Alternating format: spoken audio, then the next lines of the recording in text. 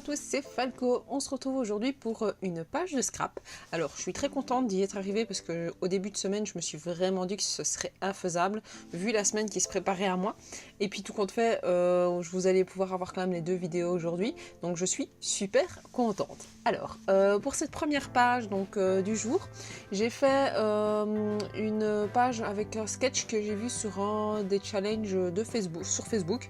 Je sais plus sur quelle page en question. Mais voilà, j'aimais bien le sketch, donc je me suis dit je vais le reprendre sans participer pour vraiment un challenge, mais voilà. Alors, l'idée était de mettre normalement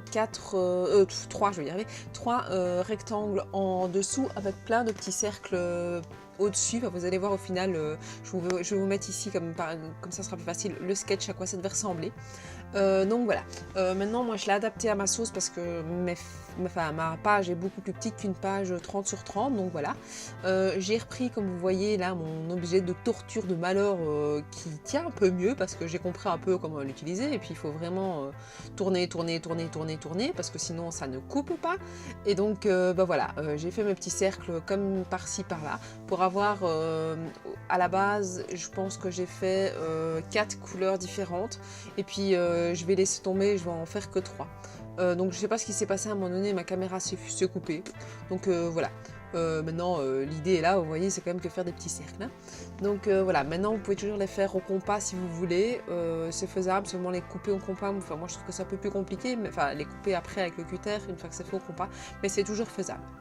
Alors, une fois que j'avais fait mes petits cercles, j'avais envie de les agréer un petit peu avec des choses que j'avais. Donc j'ai fait un petit empennage avec You Are So Love It. J'ai essayé de retrouver des petits die cuts à mettre par-ci par-là pour que ça donne bien. Et puis alors à un moment donné, je me suis dit bon, je vais arrêter de chercher comme ça à l'aveuglette. Je vais chercher plusieurs petits éléments et puis je vous les montrerai après. Donc une fois que j'ai trouvé un peu tous les petits éléments que je voulais mettre plus ou moins, parce qu'évidemment il y a toujours des choses que je cherche, comme vous voyez là, voilà, je les ai mis, j'étais complètement hors champ, il va falloir absolument que je prenne à regarder ma caméra, mais vu qu'elle est au-dessus de ma tête, c'est pas facile parce que j'ai l'impression qu'elle filme ce que je fais, et puis tout compte fait, pas du tout. Et puis tout bêtement parce qu'entre temps ma caméra je pensais à reculer, et donc voilà. C'est là que je me suis rendu compte que ma caméra n'était pas du tout bien mise. Donc voilà, c'est pas trop grave, vous n'avez pas loupé grand chose vu que j'étais quand même plus ou moins tout le temps dans le champ. Alors, une fois que j'ai fait mes petits cercles et que je les ai décorés comme j'en avais envie, il fallait que je mette deux petits morceaux de papier en dessous. Donc c'est pour ça que j'ai pris mes repères, j'ai mis mes bandes, et puis tout compte fait, je me suis dit mais pourquoi pas les mettre dans l'autre sens, au final ça ne changerait rien. Et la partie que vous voyez à ma main gauche va quand même disparaître sous ma reliure. Donc voilà. J'ai décidé de mettre les photos et les petits rectangles sur le côté en 3D pour qu'il y ait un petit peu de relief sur cette page. Puis j'ai replacé mes différentes petites images comme ci, par-ci, petits cercles par-ci, par-là. J'ai essayé de les aligner par rapport au petit quadrillage qui est en dessous. C'était pas super facile à trouver parce que je voulais quand même que ce soit centré un minimum. Et puis donc voilà, j'ai trouvé un système pour pouvoir les mettre. Donc vous voyez, par rapport au sketch de base, il y a quand même pas mal de choses qui ont changé, mais voilà, moi je l'ai adapté à ce que je voulais faire. Alors là vous voyez la petite main de ma fille qui voulait prendre la petite lettre de son prénom, parce qu'elle apprend à écrire son prénom, et donc voilà, je lui ai quand même donné un petit A, mais ça m'a un peu ennuyé parce que je me suis dit c'est bien des lettres que j'ai besoin, et bon, tant pis, c'est pas grave, je retrouverai d'autres petits stickers au fur et à mesure.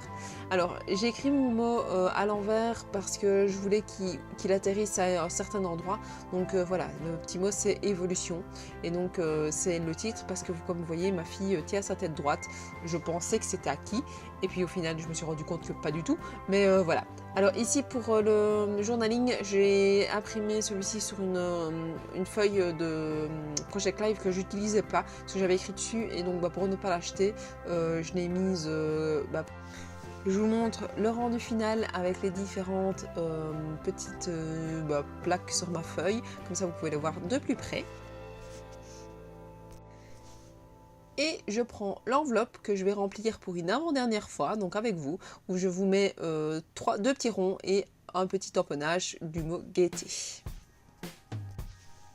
Je vous dis merci d'avoir suivi cette page jusqu'au bout. N'hésitez pas à mettre un petit hashtag pour pouvoir recevoir cette enveloppe qui s'est bien remplie tout au fil du mois.